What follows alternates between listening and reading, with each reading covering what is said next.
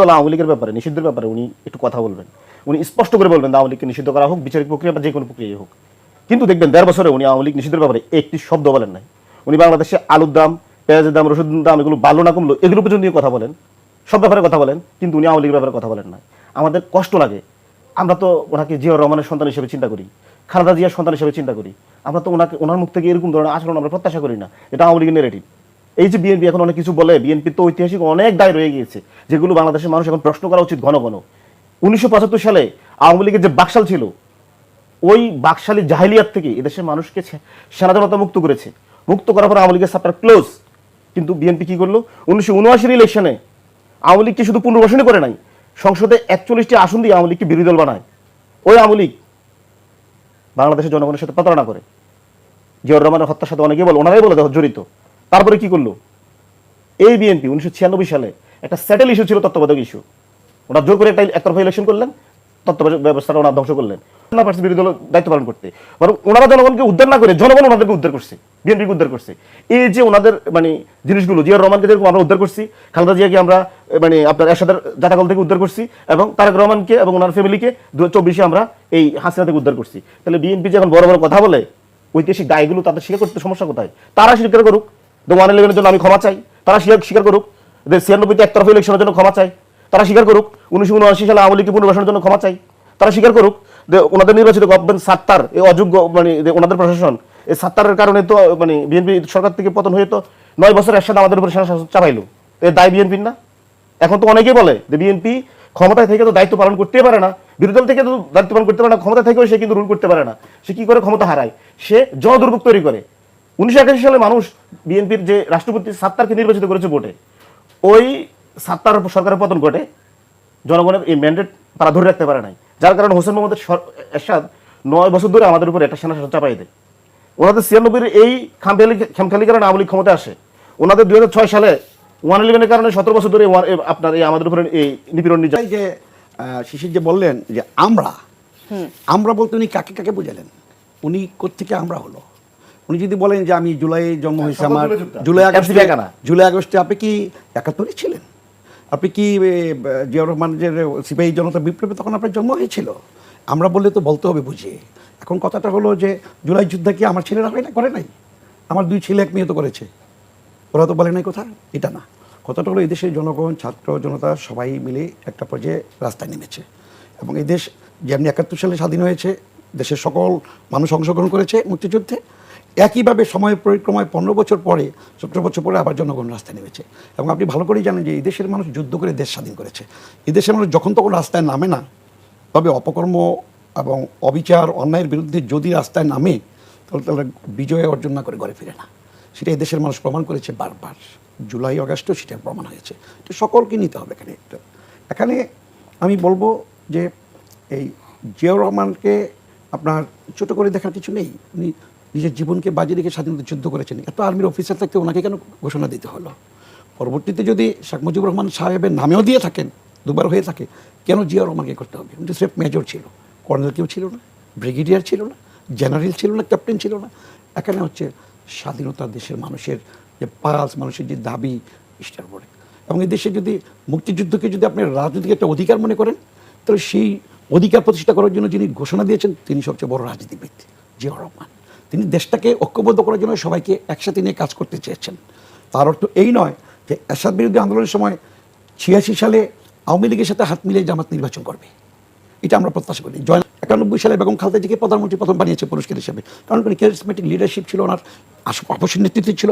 আর যদি বেগম খালেদা জিয়ার ব্যর্থতার কারণে, বিএনপির ব্যর্থতার কারণে এরশাদ আসতো, তাহলে ৯১ সাল তো মুজিব করার আগে বেগম খালেদা জিয়া প্রধানমন্ত্রী হয় না।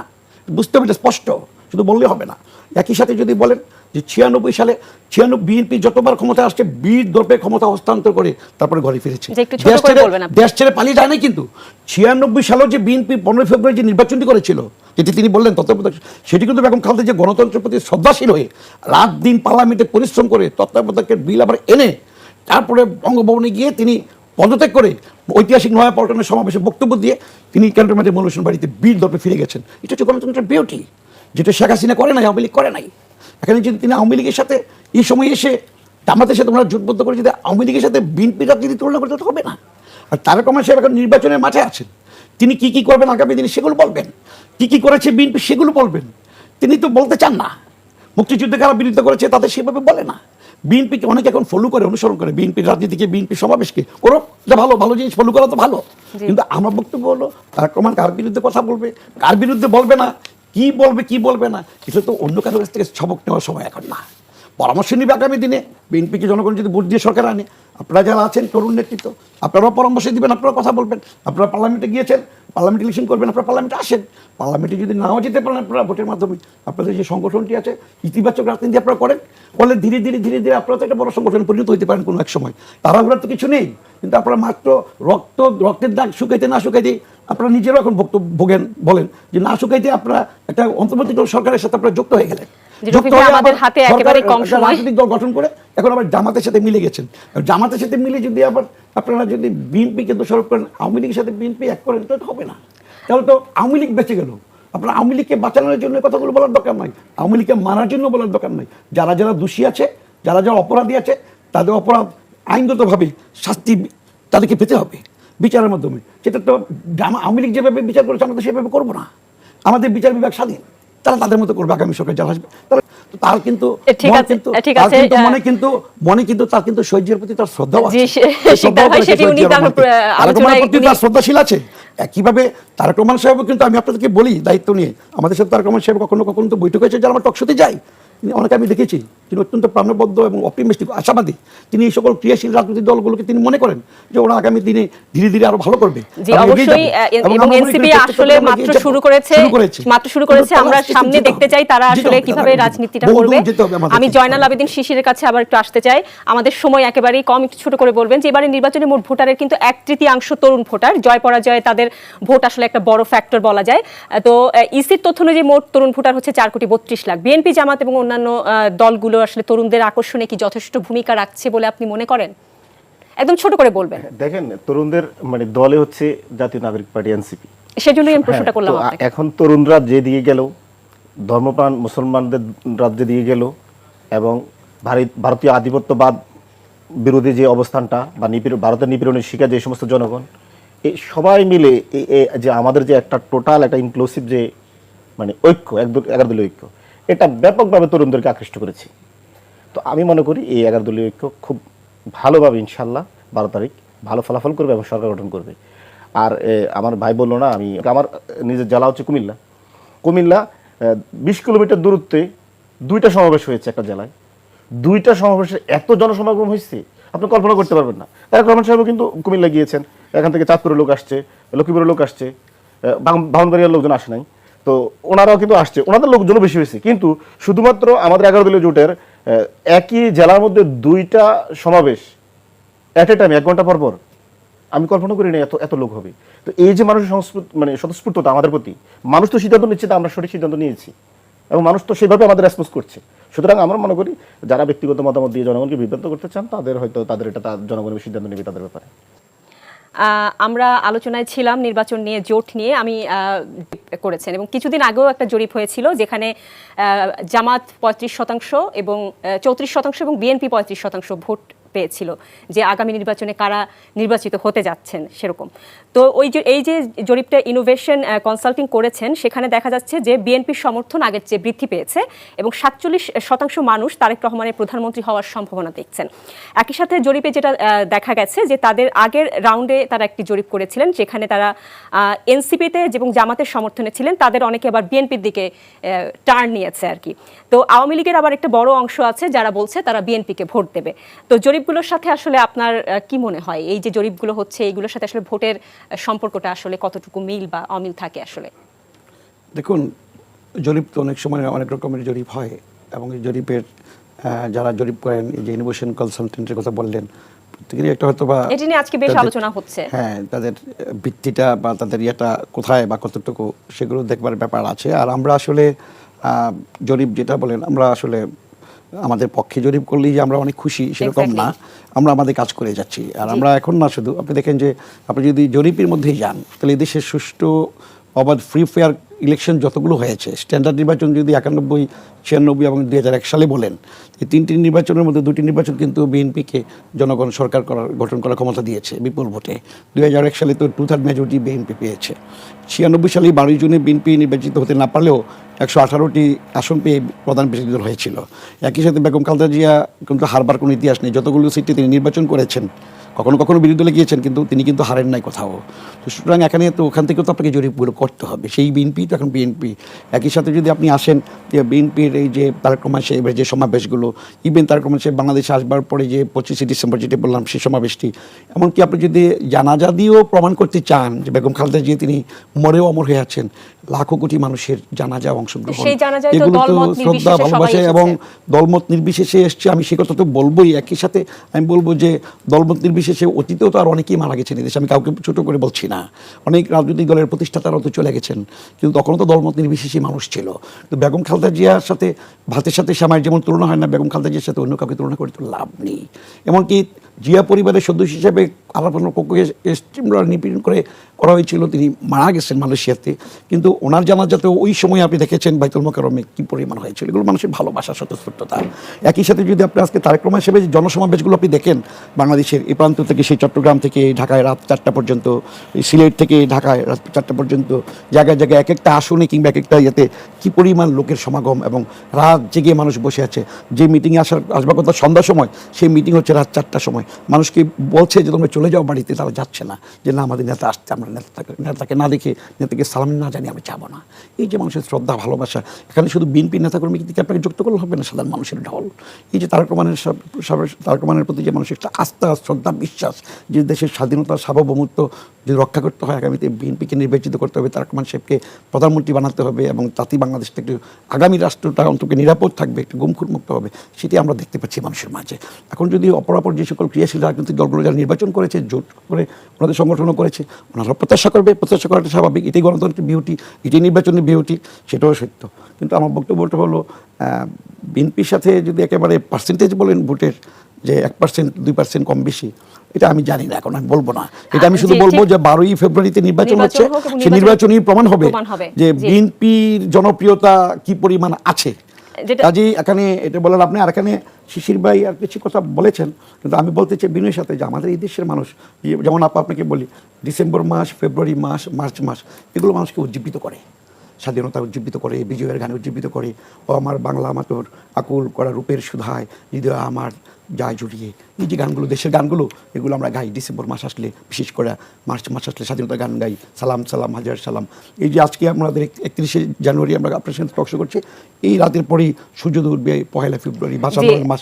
সেই ভাষা আন্দোলনের মাসে আমার ভাই রক্তে রাঙ্গানো 21শে ফেব্রুয়ারি। এই গানগুলো যখন বেজে ওঠে, তখন মানুষ দেখে যে স্বাধীনতার যুদ্ধের সময় কারা দেশের বিরুদ্ধে ছিল, কাদের অবস্থানটা দেশের বাইরে ছিল, কারা বাংলাদেশকে বিশ্বাস করে নাই, কারা এই 55-54 বছর পার হওয়ার পরেও বিশাল আকারে বসে দেশবাসীর কাছে ক্ষমা চাইল না, যে আমরা স্বাধীনতার যুদ্ধে আমরা অপরাধ করেছি, দেশবাসীর কাছে ক্ষমা চাই। আমাদের তো অনেক ঋণ আছে দেশের তরুণ সমাজ, মুক্তিযোদ্ধাদের কাছে, যোদ্ধাহতদের কাছে, এবং যারা শহীদ হয়েছে মুক্তিযুদ্ধে তাদের কাছে, যে 2 লক্ষ মা বোন দেখলাম না। কিন্তু আজ পর্যন্ত একই সাথে এই যে আওয়ামী লীগ যে একটা পতিত একটা সরকার চলে গেল, ফেসিট পালিয়ে গেল, হারিয়ে গেল, তারাও আজ পর্যন্ত যে দেশে থাকুক, তারা একবারে একসাথে বসে ক্ষমা চাইল না যে 15 বছর আমরা লুটপাট করেছি, আমরা টাকা পাচার করেছি, আমরা এতগুলো মানুষকে গুম করেছি, আমরা হত্যা করেছি, খুন করেছি, মিথ্যা মামলা দিয়েছি, এমনকি জুলাই আগস্টে আমরা এতগুলো তরুণ ছাত্রদেরকে গুলি করেছি, এমনকি সেই প্রধানমন্ত্রী শেখ হাসিনা মসনদে বসে বলেছে গুলি করো, মারো, জোরে মারো, মেরেছে, রক্তাক্ত হয়েছে। এই যে তাদের যে আস্ফালন, তারা ক্ষমা চাইল না। ক্ষমা চাওয়াটা একটা বড় সংস্কৃতি রাজনীতিতে, চায় না, চাইতে জানে না। সুতরাং এখানে আপনাকে কারোর সাথে কারো তুলনা করলে হবে না। যেমন তারেক রহমান দেখেন, সরকারে ছিল না একবারও। তারপর আমার মনে আছে 2009 সালে বিএনপিতে বিশাল কাউন্সিল হয়েছিল চিনমূর্তিতে, তিনি লন্ডন থেকে বার্তা দিয়েছিলেন, সেখানে বার্তা বলেছিলেন যে আমার মা প্রধানমন্ত্রী ছিলেন, আমি ক্ষমতায় ছিলাম না। তারপর যদি আমার কোনো ভুলভ্রান্তি থাকে, বুঝতে পেরেছি আমরা একটু শিশিরের কাছে যেতে চাই। জনাব শিশির, আপনার এই জরিপের ব্যাপারে কিছু বলার থাকলে আপনি বলবেন। একই সাথে আমি আপনার কাছে যেটি আরো একই সাথে আমি প্রশ্ন একটু আসলে ছুড়ে দিতে চাই, সেটা হচ্ছে যে আজ তো সিরাজগঞ্জে একটি নির্বাচনী জনসভা হয়েছে তারেক রহমানের, যেখানে তিনি বলেছেন যে বিভ্রান্ত করে যারা ভোট চাইতে আসবে তাদেরকে গুপ্ত হিসেবে আখ্যা দেওয়ার আহ্বান জানিয়েছেন তিনি, এবং বলেছেন বিশেষ এই দলটি বিগত 16 বছরের আন্দোলনে ছিল না, আওয়ামী লীগের সাথে মিশে ছিল। বিশেষ দলটি বলতে কাকে বোঝাচ্ছে সেটা নিশ্চয়ই আপনি বুঝতে বুঝতে পারছেন। তো দেশকে সঠিক পথে পরিচালিত করতে পারে এই মুহূর্তে বিএনপি ছাড়া এমন কোনো দল নেই, এটি তিনি মন্তব্য করেছেন। তো তারেক রহমানের আজকের এই বক্তব্য নিয়ে আপনি কি বলবেন, এবং যদি আমি প্রথম যে প্রশ্নটি করেছিলাম জরিপের ব্যাপারে সেটি নিয়ে যদি কিছু বলতে চান। আগে বলি, জরিপটি হচ্ছে একটি ভুয়া জরিপ। কিভাবে ভুয়া জরিপ আমি বলি, ওনারা 15 থেকে 20 হাজার মানুষকে ফোন কল দিয়ে এই জরিপটি করেছেন। তো সাধারণত ফোন কল যখন আপনি ফোন দেন কাউকে, সে কিন্তু সঠিক কথাটি বলে না, কারণ আপনাকে তো চিনে না। আর মানুষ এখন তো ভীতির মধ্যে রয়েছে, কাকে বললে কি ক্ষতি হয় বা আপনি কি। তো এই কারণে জরিপটি যেটা দেখিয়েছে এটা একপাক্ষিক জরিপটি। আর সবচেয়ে বড় জরিপ তো হচ্ছে আপনার 5টি ছাত্র সংসদ ইলেকশন হচ্ছে একদম নিখাত জরিপ। একটা এর থেকে আর ভালো জরিপ আর হয় না। ওই ইলেকশনে দেখিয়েছে কিভাবে মানে কার্যনির্ভরতা কতটুকু। আপনি একইভাবে 1991 সালেও কিন্তু ছাত্র সংসদ ইলেকশনের পরে কারা সরকার গঠন করছে এটা কিন্তু স্পষ্ট। আপনি কিন্তু এর আগেও কিন্তু ওই 91 আগে কিন্তু আওয়ামী লীগ কিছু ভুয়া জরিপ করছিল, তো ওরা ক্ষমতা আসতেছে। তো এখন বিএনপির মধ্যে কিছু প্রতিষ্ঠান এরকম ভুয়া জরিপ করুক, কিন্তু আমাদের কাছে অলরেডি 5টা বিশ্ববিদ্যালয় হচ্ছে সবচেয়ে ভালো জরিপ। এগুলো হচ্ছে মানে ইউনিভার্সিটির জরিপগুলোকে আপনি বলতে চাচ্ছেন যে তারা হচ্ছে সবচেয়ে ভালো। 1991 সালে কি যারা এবার ইলেকশনে জয়ী হয়েছে, সেই জরিপ কি বলছে? হ্যাঁ, আমি কি বললাম, 1991 সালে তো ছাত্রদল জয়ী হয়েছে, তখন তো তাদের সাথে এই এখন যে ছাত্র সংগঠন 91 সালে যে জরিপ ছিল না, আপনি যে 91 সালে জরিপের কথা বলছেন, 91 সালে জরিপ তো আওয়ামী লীগ বিপুল ভোটে সরকার গঠন করতেছে। হ্যাঁ, তো সেটার এখনের প্রেক্ষাপট তো এখন না, ভিন্ন না। আমি বলতেছি যে ওই সময় কিন্তু কিছু ভুয়া জরিপ করছে এরকম আওয়ামী লীগ, এখন বিএনপি করতেছে এগুলো। তো এগুলো তো আসলে বাস্তবের সাথে মিল নাই, কারণ তারেক রহমান দেশে আসার পরে তো সবচেয়ে বাজেভাবে হারলো জগন্নাথ ইউনিভার্সিটিতে। এর থেকে বড় জরিপ আর কি দেখতে চান? আর যে জিনিসটি বলা হচ্ছে যে বিএনপির ওই যে শিকদার ভাই যে বললেন যে বিএনপি মানে জামাত ইসলামের ব্যাপারে, এই ব্যাপারগুলো আসলে জামাতের ব্যাখ্যা দেওয়া সবচেয়ে বেটার হবে। তবে আমার কাছে মনে হয় মুক্তিযুদ্ধের ব্যাপারে যেই কারণে জামাতকে দোষী করা হয়, একই কারণে কিন্তু বিএনপিকেও দোষী করানো যায়। কারণ বিএনপির প্রতিষ্ঠাতা যারা, জিয়া রহমান ছাড়া ওনার আশেপাশে সবগুলো ছিল বড় বড় রাজাকার। শাহ আজিজ সাহেব উনি রাজাকার ছিলেন, মানে আপনার মির্জা ফখরুল সাহেবের বাবা উনি রাজাকার ছিলেন, মুক্তিযুদ্ধ পাকিস্তান প্রতি ছিলেন। তারপর হচ্ছে আমির খসরু মাহমুদ চৌধুরী বাবা মাহমুদুল নবী উনি রাজাকার ছিলেন, আরও অনেক বড় রাজাকার ছিলেন। আরও মজার কিছু ঘটনা বলি, 1975 সালে যখন আওয়ামী লীগের পতন হয়, তখন আওয়ামী লীগের অনেক বাকশালীও কিন্তু বিএনপিতে যোগদান করেছে। আওয়ামী লীগের ধরেন আওয়ামী লীগ তো শুধু বাকশালী, এর একটা দোষ। আর বিএনপির মধ্যে হচ্ছে আপনার রাজাকারও আছে, বাকশালীও আছে। বিএনপি কিন্তু এই জায়গায় দুইভাবে দোষী। সুতরাং আপনাকে এটা বুঝতে হবে, বিএনপি যে এখন যাদেরকে মানে ট্যাগ দিচ্ছে, একই ট্যাগ কিন্তু তাদের উপরে পড়ছে। কিন্তু তারা কিন্তু শাহ আজিজের ব্যাপারে কোনো কথা বলে না, তাকে প্রধানমন্ত্রী বানাইছে সরাসরি। জাতিসংঘে সে পাকিস্তান রাষ্ট্রপক্ষে ছিল এবং যুদ্ধের বিরুদ্ধে ছিল। সুতরাং আপনি এটাকে ছোট করে দেখবেন না, এবং এই ব্যাখ্যাগুলো আসা উচিত। এবং মুসলিম লীগের আপডেট ভাষণ বলা হয় বিএনপিকে। অনেকে তো বলে যে মুসলিম লীগ দলটার নাম পরিবর্তন করে জিয়াউর রহমানের প্রধান বানিয়ে দিয়ে আর সমস্ত সেটআপ তো আগের মতো রয়ে গেল, ওটা নাম দিয়ে দিয়েছে তাদের বিএনপি। আর মুসলিম লীগ দলটা মানে সবই ঠিক আছে, শুধু এর মধ্যে জিয়াউর রহমান শুধু প্রধান হয়েছে। আর নইলে আপনি দেখেন না, জিয়াউর রহমান আশেপাশে তো বেশিরভাগই মানে বড় অংশই তো মুসলিম লীগ নেতা। আর মুসলিম লীগ কি ওই সময় মুক্তিযুদ্ধের পক্ষে ছিল? অবশ্যই, ইতিহাসও বলে না। তাহলে আপনাকে এই জিনিস ভাবতে হবে। আর যে জিনিসটা বললেন যে তারেক রহমান সাহেব এখন অনেক কিছু বলতেছে, দেখেন তারেক রহমান সাহেবের কাছে আমরা যে প্রত্যাশাটা করলাম, উনি বাংলাদেশে আসবেন, উনি বাংলাদেশের মানুষের সাথে মিশবেন, কিন্তু উনি এসে সবার আগে বাংলাদেশে উনি ওনার যে রাজনৈতিক যে বক্তব্যের মধ্যে বিতর্ক সৃষ্টি করলেন, বিদ্বেষ সৃষ্টি করলেন, বিভাজন সৃষ্টি করলেন। উনি সবার আগে সিলেটে গিয়ে বললেন কি তোমরা গুপ্ত। তারপরে উনি নরসিংদী এসে বললেন কি আরও ইন্টেন্সিফাই করলো যে আমাদের কারণে, যে শিরকের কারণে, কুফরির কারণে দেশে ভূমিকম্প হচ্ছে। আজকে সিরাজগঞ্জে উনি গুপ্ত বলতেছেন। সবচেয়ে মজার ব্যাপার হচ্ছে আমরা ওনার কাছে যে জিনিসটি প্রত্যাশা করি, একটা খুনি